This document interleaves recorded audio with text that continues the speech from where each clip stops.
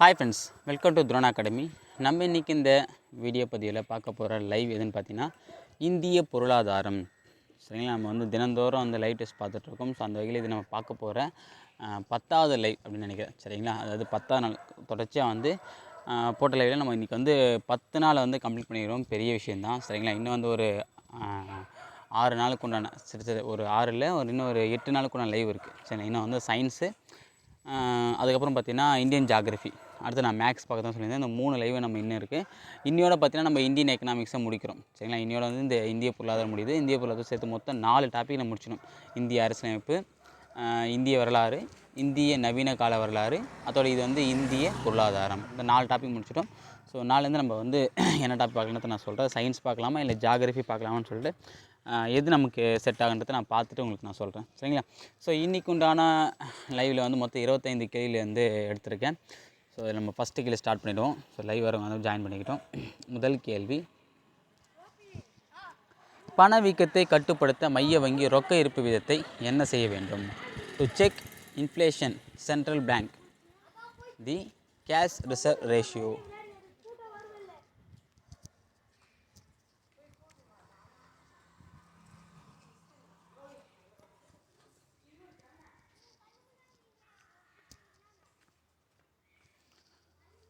பணவீக்கத்தை கட்டுப்படுத்த என்ன பண்ணணும்? ரொக்க இருப்பு விதத்தை என்ன பண்ணணும்? அதிகரிக்கணுமா, குறைக்கணுமா, ஒரே அளவாக வைத்திருக்கணுமா, எந்த வித மாற்றம் செய்வதில்லையா? நான் ஆன்சர் ஆப்ஷன் ஏ, அதிகரிக்க வேண்டும். இதான் வந்து இதுக்கு நான் சரியான ஆன்சர். அடுத்து இரண்டாவது கேள்வி, சிட்பி என்பதன் விரிவாக்கம் என்ன? SIDBI. சிட்பி இஸ் விரிவாக்கம் சொல்லி பார்த்தீங்க.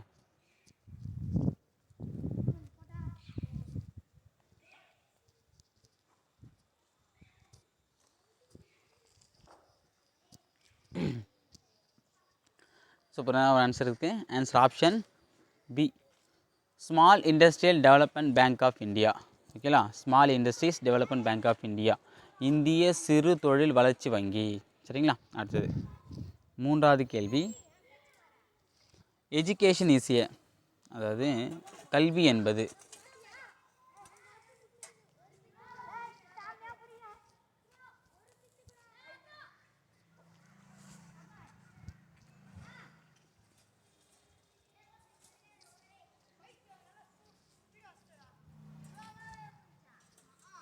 என்ன வரும் ஆன்சர்?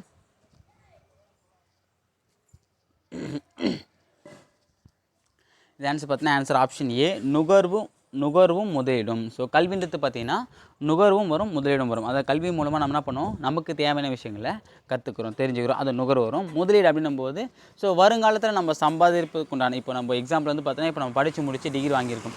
ஸோ இது மூலிமா தான் நம்ம என்ன பண்ண போகிறோம், வருங்காலத்தில் சம்பாதிக்க போகிறோம். இப்போ டிஎன்பிசி வேலைக்கு போயிட்டு சம்பாதிக்க போகிறோம். ஸோ அப்படின்னும் போது அந்த சம்பாதிப்பதுக்குண்டான அதுக்குண்டான முதலீடு தான் இது கல்வி.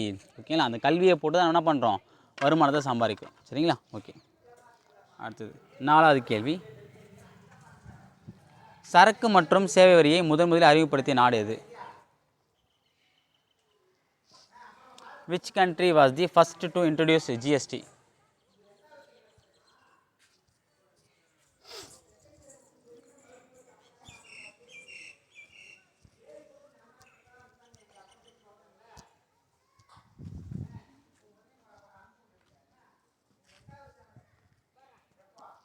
என்ன ஆன்சர் வரும்? ஆன்சர் ஆப்ஷன் ஏ, ஃப்ரான்ஸ். ஓகேங்களா, ஸோ ஜிஎஸ்டி வந்து ஃபஸ்ட்டு அறிமுகப்படுத்தின நாடு இது ஃப்ரான்ஸ். ஓகேங்களா, அடுத்தது ஐந்தாவது கேள்வி, பின்தங்கிய நாடுகளின் குறைவான மூலதன ஆக்கமே வறுமைக்கு அடிப்படை காரணம் என கூறியவர் யார்? பின்தங்கிய நாடுகளின் குறைவான மூலதன ஆக்கமே வறுமைக்கு அடிப்படை காரணம் என கூறியவர் யார்? Low capital formation is one of the basic causes of poverty in under development countries. Who said this words? இந்த வார்த்தையை சொன்னது யார்?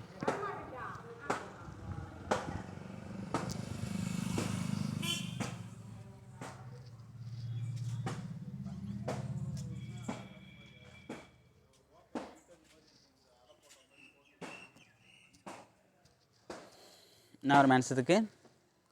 ஆன்சர் ஆப்ஷன் ஏ, ராக்னர் நர்கஸ். ஓகேங்களா, ராக்னர் நர்கஸ் அப்படின்றவர் தான் இந்த பின்தங்கிய நாடுகளுக்காக இந்த வார்த்தையை சொன்னவர். சரிங்களா, அடுத்தது ஆறாவது கேள்வி, இந்தியாவில் எந்த ஆண்டு புதிய மக்கள் தொகை கொள்கை அறிவிக்கப்பட்டது? In which year was the new population policy announced in India?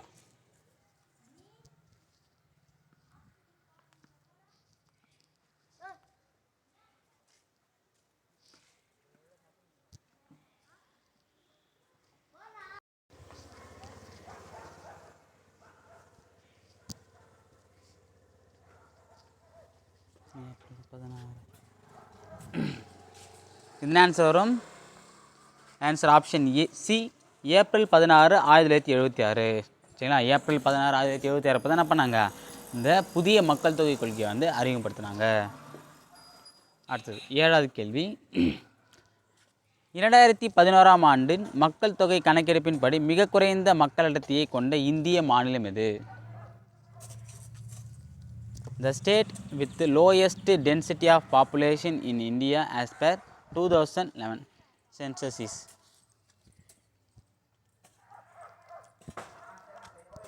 குறைந்த மக்கள் தொகை அடர்த்தி.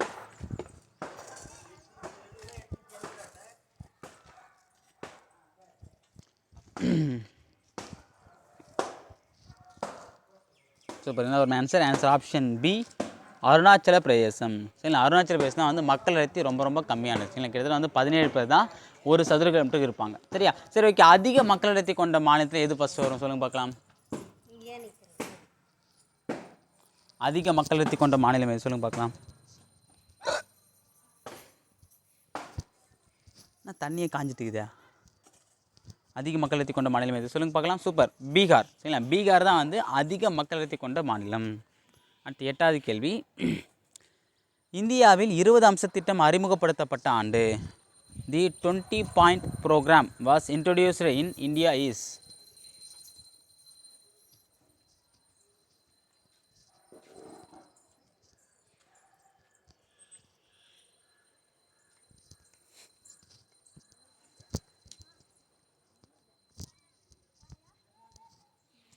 எப்போ வரும்? Answer option July 1975. சரிங்களா?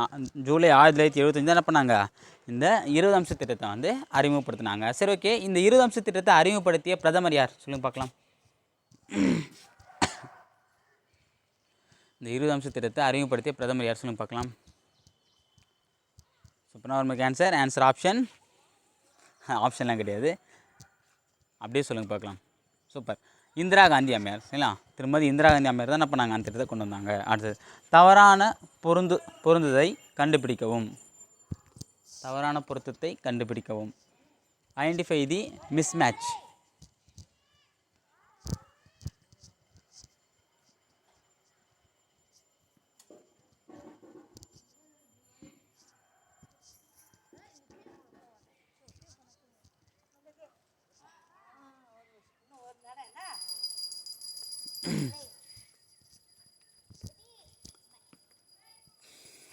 என்ன ஆன்சர் வரும்? சூப்பர், ஆன்சர் ஆப்ஷன் டி, மஞ்சள் புரட்சி.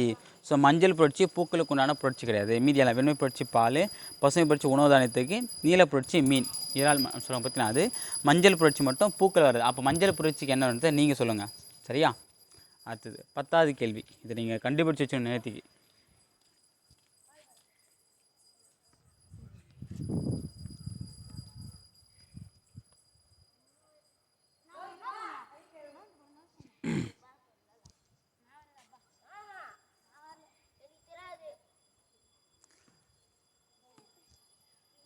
இந்திய தொழில்நிதி கழகம் இந்தியாவில் எப்போது ஏற்படுத்தப்பட்டது?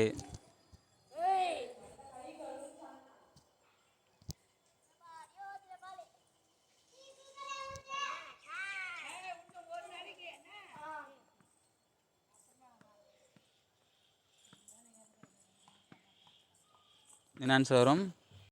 என்ன ஆன்சர் வரும்? Answer option B, July 1, 1948. சரி, ஜூலை 1, 1948 தான் பண்ணாங்க இந்திய தொழில்நிதி கழகம், industrial finance corporation of India அப்படின்ற ஒரு அமைப்பை ஏற்படுத்தினாங்க. அடுத்தது 11வது கேள்வி. பின் வருவனவற்றுள் எது இந்திய ரிசர்வ் வங்கியின் செயல்பாடு அல்ல? Which one of the following is not a function of the Reserve Bank of India?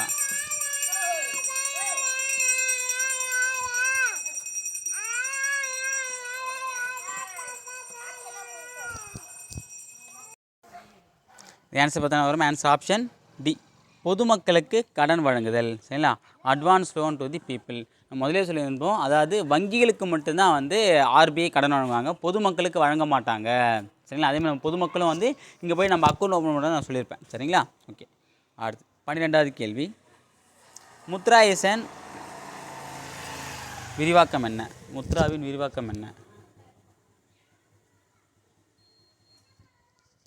Mudra is an acronymic for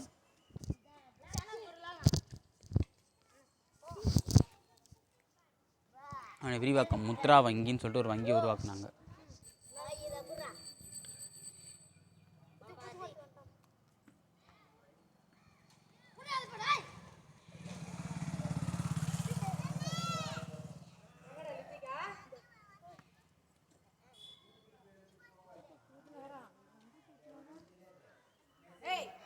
answer வரும். Answer option A, micro units development and refinance agency. இதான் வந்து முத்ராவோட விரிவாக்கினது, micro units development and refinance agency.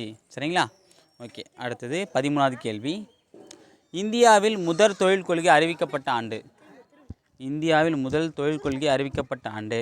In India first industrial policy was announced in the year.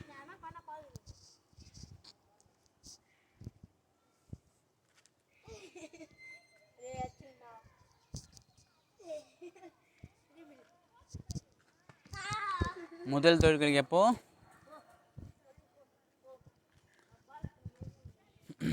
So இப்போ என்ன ஒரு ஆன்சருக்கு answer option B, 1948 1948 தான் என்ன பண்ணாங்க, முதல் தொழில் கொள்கையை இந்தியாவில் அறிமுகப்படுத்தினாங்க.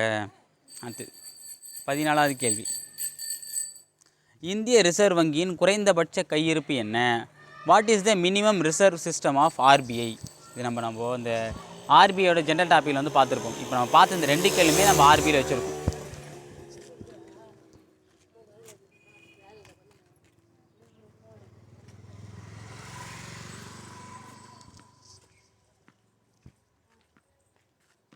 ஸோ இப்போ நான் ஆன்சர் ஆப்ஷன் டி, ரூபாய் 200 கோடி இருக்கணும். அந்த 200 கோடி எப்படி இருக்கணும், 115 கோடி வந்து எவ்வளோ மதிப்பாக இருக்கணும், தங்கமாக தான் வச்சுருன்றதை நம்ம படிச்சிருப்போம். சரிங்களா, அடுத்தது 15வது கேள்வி, இந்திய பொருளாதாரத்தை தாராள மயம் மற்றும் தனியார் மயமாக்குவதற்காக புதிய பொருளாதார கொள்கை அறிமுகப்படுத்தப்பட்ட ஆண்டு. The new economic policy for liberalisation and privatisation of Indian economic was implement in.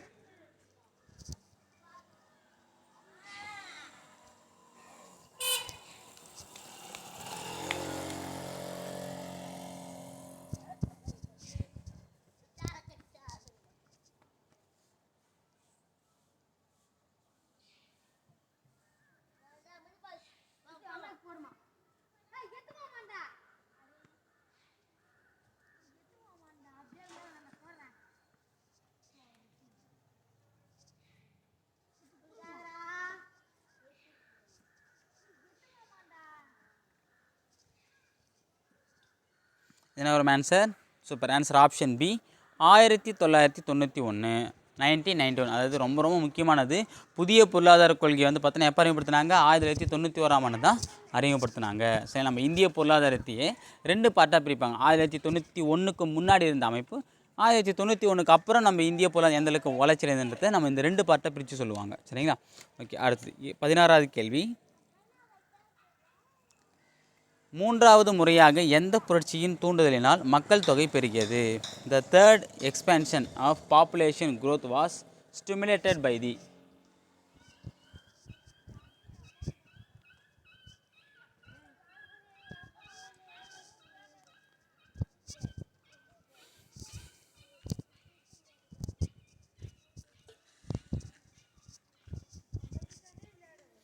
Answer வரும். ஆன்சர் ஆப்ஷன் பி, அறிவியல் தொழில்நுட்ப வளர்ச்சி. சார், அறிவியல் தொழில்நுட்பத்துக்கும் மக்கள் தொகை பெருத்துக்கும் என்ன சார் வித்தியாசம் அப்படிங்கிறது பார்த்தீங்கன்னா, நிறைய டெக்னாலஜி வந்ததுனால வியாதிகள் அதிகமாக வரும்போது அந்த வியாதிக்கு உண்டான மருந்துகளும் அந்த தொழில்நுட்பமும் நம்ம கண்டுபிடிச்சதுனால சாக வேண்டியவங்களை நம்ம ஈஸியாக வந்து காப்பாற்றி வச்சுருக்கோம். ஸோ அப்படின்னும் போது என்னென்னா இறப்புகளோட எண்ணிக்கை குறையுது. அதுக்கு முக்கியமான காரணம் இது, இந்த சயின்ஸ் அண்ட் டெக்னாலஜியில் முக்கியமான இந்த மருத்துவத்துறையில் ஏற்பட்ட அபரிகிதமான வளர்ச்சி தான். அதுதான் வந்து இங்கே சொல்கிறாங்க. சரிங்களா, ஏன்னா எப்பவுமே எக்கனாமிக்ஸை பொறுத்த வரைக்குமே டைரெக்டாக இருக்காது கேள்வியாக இருந்தாலும் சரி.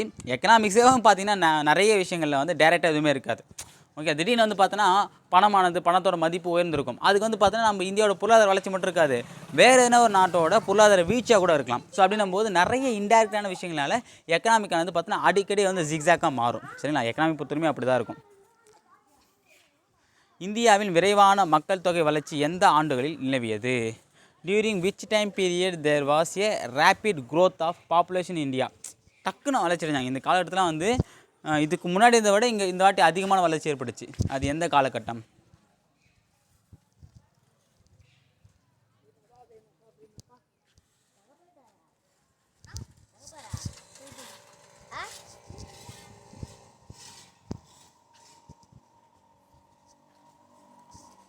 இது என்னன்னு சொல்ல வரும்? Answer option C, 1951 to 1981. So இந்த காலகட்டத்தில் தான் இந்தியாவின் விரைவான மக்கள் தொகை வளர்ச்சி அதிகரித்தது. ஓகேங்களா. அடுத்து 18வது கேள்வி. இந்தியாவில் மறைமுக வேலையின்மை அதிகமாக காணப்படுவது எதில்? இந்தியாவில் மறைமுக வேலையின்மை அதிகமாக காணப்படுவது. In India disguised unemployment is more prevalence தி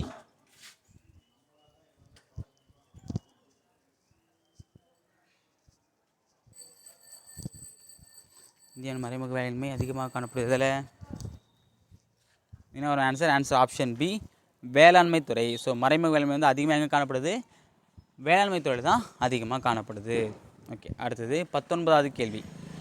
2011 கணக்கெடுப்பின்படி மொத்த மக்கள் தொகையின் ஊரகத்தில் வாழும் மக்கள் தொகை சதவீதம் என்ன? ஊரகம்னா வந்து கிராமப்புறத்தில் மொத்தம் எத்தனை சதவீதம் மக்கள் வந்து வாழ்கிறாங்க இந்தியாவில் மொத்தத்தில்? Okay, what percentage of the total population live in rural area as per 2011 census?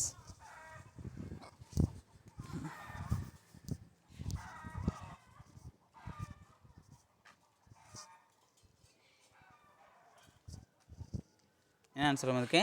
Answer option C, 60%. சரிங்களா, அப்போ இந்தியாவில் மொத்தம் 60% மக்கள் வந்து எங்கே வசிக்கிறாங்க? கிராமப்புறத்தில் தான் வசிக்கிறாங்க. அதனால தான் நிறைய பார்த்திங்கன்னா கிராமப்புற மேம்பாட்டு திட்டங்கள் வந்து அதிகமாக வந்து கொண்டு வந்திருப்பாங்க. அது ரீசன் என்ன? அதிகமான மக்கள் தொகை அங்கே தான் இருக்கிறதுனால ஸோ கிராம அளவில் போய் சேரக்கூடிய திட்டங்களை தான் வந்து நம்ம இந்திய அரசாங்கம் செயல்படுத்துவாங்க. சரிங்களா. ஓகே, அடுத்து 20வது கேள்வி. இந்தியாவின் ஏழ்மைக்கான மிக முக்கிய காரணம் என்ன? What is the main reason for poverty in India?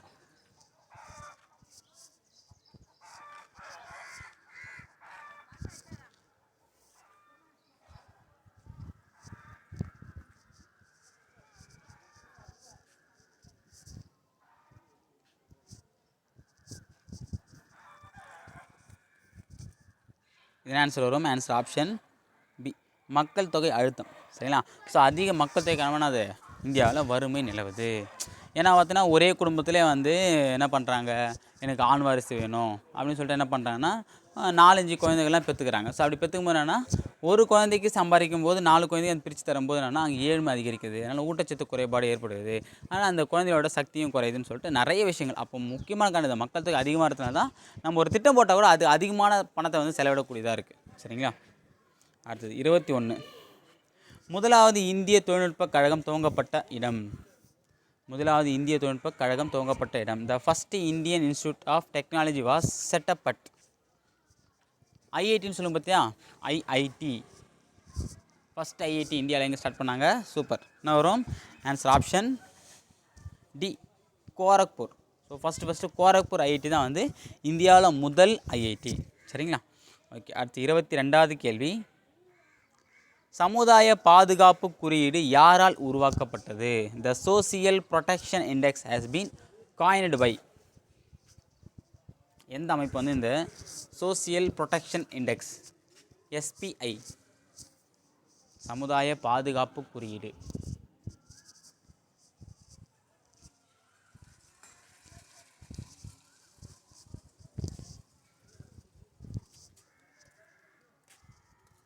So இப்போ நான் ஆன்சர் ஆப்ஷன் ஏ, ஆசிய வளர்ச்சி வங்கி. இல்லை, அதாவது Asian development bank, ATP bank சொல்லலாம் பார்த்தீங்களா அது. ஓகே, அடுத்தது 23வது கேள்வி. கிசான் கடன் அட்டை கீழே கொடுக்கப்பட்டுள்ள நபருக்கு யாருக்கு தகுதியுடையது? நம்ம கிசான் கடன் அட்டை வந்து நம்ம ஆல்ரெடி பார்த்துருப்போம். கிசான் அட்டை வழங்குதுன்னு சொல்லிட்டு, இந்த விவசாயிகளுக்கு வழங்குன்னு சொல்லிட்டு, அதை பாருங்கள். இதில் யார் யாருக்கு அந்த அட்டையை வழங்குவாங்க?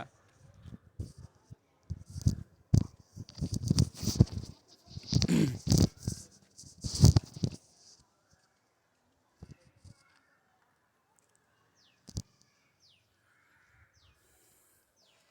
வந்து பார்த்தீங்கன்னா 3 பேருக்குமே வழங்கக்கூடிய அட்டை தான். அனைத்து விவசாயிக்கும் வழங்குவாங்க. பயிரிடு ஒரு பங்குதாரர் ஷேர் ஹோல்டர்ஸ்க்கும் வழங்குவாங்க. குத்தகை அந்த நிலத்தை குத்தகை எடுத்து பார்த்தீங்கன்னா அதில் பயிரிடுறாங்க பார்த்தீங்கன்னா, ஸோ அவங்களுக்கும் இந்த அட்டை வழங்கப்படும். ஓகே, அடுத்தது 24வது கேள்வி. நடப்பு கணக்கு பற்றாக்குறையையும் மூலதன கணக்கு பற்றாக்குறையும் கூட்டி கிடைப்பது. The sum of the deficit under revenue account and deficit under capital account is.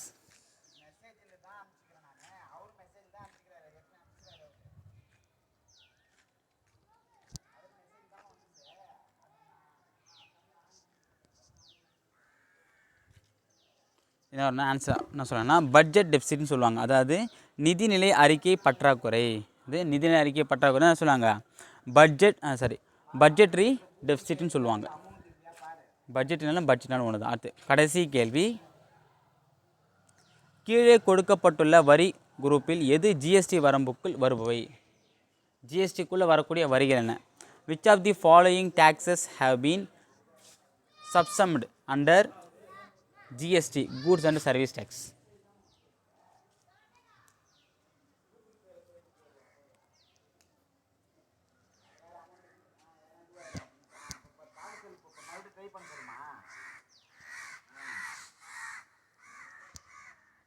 Now answer option B, கலால் வரி, பொழுதுபோக்கு வரி, விற்பனை வரி. இது 3 வந்து பார்த்தீங்கன்னா இந்த ஜிஎஸ்டிக்குள்ளே அடங்கக்கூடிய வரிகள். இது கலால் வரி, பொழுதுபோக்கு வரி, விற்பனை வரி. சரிங்களா? சரி, ஓகே. நம்ம வந்து பார்த்தோன்னா இதோட வந்து மொத்தமாக வந்து கிட்டத்தட்ட வந்து ஒரு 25 கேள்விகள் மூலமாக இந்தியன் எக்கனாமிக்கை நம்ம முடிச்சிட்டோம். சரிங்களா? இந்த 2 நாளில் மொத்தம் 145 பக்கங்கள்லேருந்து ஒரு 50 கேள்வி நம்ம எடுத்திருக்கோம். ஸோ ரொம்பவே வந்து புரிஞ்சிருக்கும். ஸோ எக்கனாமிக்ஸில் எந்த மாதிரியான கேள்விலாம் கேட்குறாங்க, இந்த கமிட்டிலாம் எந்தளவுக்கு முக்கியமானது, இதெல்லாம் நம்ம உற்று நோக்கி பார்க்கும்போது நமக்கே தெரியும் இதெல்லாம் முக்கியமாக கேட்டிருக்காங்க. கமிட்டி சம்மந்தமான கேள்விகள், அந்த நிறைய இந்த அமைப்புகளுக்கு உண்டான விளக்கங்கள், அந்த அமைப்புகள் தொடங்கப்பட்ட ஆண்டுகள், ஆர்வி பற்றின விஷயங்கள், அப்புறம் நாட்டு வருமானத்தை பற்றின விஷயங்கள், அப்புறம் இந்த புரட்சிகள் பற்றின விஷயங்கள், 5 ஆண்டு திட்டங்கள். சரிங்களா?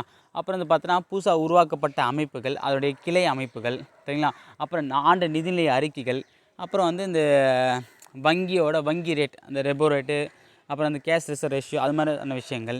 சரிங்களா? ஸோ இந்த மாதிரியான கேள்விகள் தான் அதிகமாக இடம்பெற்றுச்சு. ஸோ அப்படின்னும் போது அப்போது இதை படித்தனால உங்களுக்கு என்ன ஒரு ஐடியா கிடச்சிருக்கு, இதெல்லாம் முக்கியமான டாப்பிக்கு, இதெல்லாம் நம்ம கண்டிப்பாக படித்தாகணும், இதை நம்ம ஒமிட்டே பண்ணக்கூடாது அப்படின்ற ஒரு ஐடியா வந்து இது மூலம் உங்களுக்கு தெரிஞ்சிருக்கும். ஸோ இதை நல்லா அனலைஸ் பண்ணுவாங்க.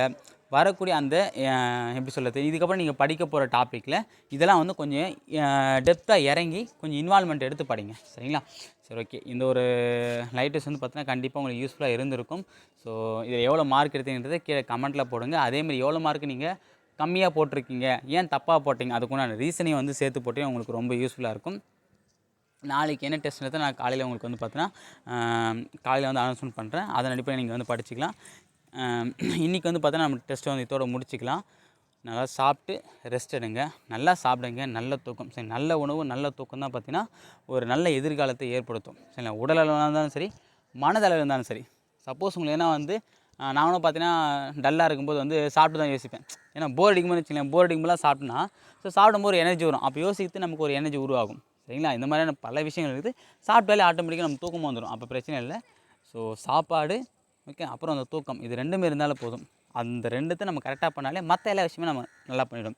இது 2த்தில் எதனா ஒன்று நம்ம மிஸ்டேக் பண்ணும்போது தான் உடலளவில் பிரச்சனை வரும். அந்த உடலளவில் நம்மளுக்கு பிரச்சனை வந்தோடனே அது மனதளவில் பாதிப்பு ஏற்படுத்தும்.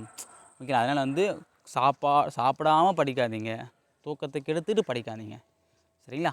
அது என்னுடைய ஒரு சிம்பிளான ஒரு அட்வைஸ். ஓகேவா? சரி, ஓகே ஃப்ரெண்ட்ஸ், தேங்க்யூ.